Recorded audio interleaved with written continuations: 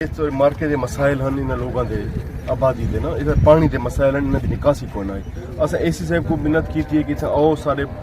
मौके ते सारे हालात देखो वो आइन इन्हों के हालात डिठे से हूँ इन्हें बह के इन्हें को हल कढ़े ने अस ई वास्ते ऐसे ताकि इन्हें पानी निकले। शुक्रिया इतना ये पोजीशन है रात इन्ना सुन सकते हैं मच्छर यो कोई इंदा हल गरीब नवाज सुमन की गाल को छोड़ दे ये पानी इहो है जरा 20,000 रुपये जमदा में ये मकान वाला छोड़ गए इतना हालात हैं पानी इहो पीने जब मेरे बारिश होनी है ये दीवारों नीचे ने ये सट्टी ते लगी वेंदी हूँ इंदे नाल बह के अस मौके ते जरी कोई इंदा हल कढ़े ने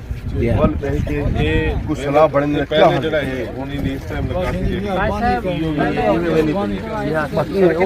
खड़ी है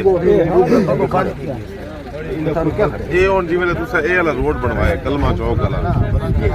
ठीक है उ वाले भी इंदे विच कोई पाइप कलवट किसे के नहीं रखी भी ना बड़ा बनाओ आप पानी सर इन लोगों दा उमले गलती थई है एक मिनट से उमले गलती थई है इना एतमाद करके असूलन इना को ये नाला या जो भी निकासी है पहले ये करना चाहिए उनके बाद पढ़ना बंद सर बेसिकली ता देखो ना उमले असा तो चोंगे आसे सर एक पासे असा इंदे रुकावट पाऊँ भी असा गलत गंदे थी असा आखो कोई गाल 1 करोड़ रुपए का फंड अपना एक बंद बनता पे उनका पैसा है ते लाखों रुपए का नाले का पैसा कोई नहीं यार ये तो सर ये तो देखो ना ये इो अगर जड़ा है ना सही ये जी सैवरेज पूरी शहर की आंदी पई इतना ही में 100-200 मीटर ते 4 में छोटे डिस्पोजल ला दे ना मोटर लगी होना चाह के सटना बस जान छूटे मैं के 10 मिनट कमिश्नर से ना डी समझे ना सही गाल करो मैं गाल करो ये कुछ प्रोसेस है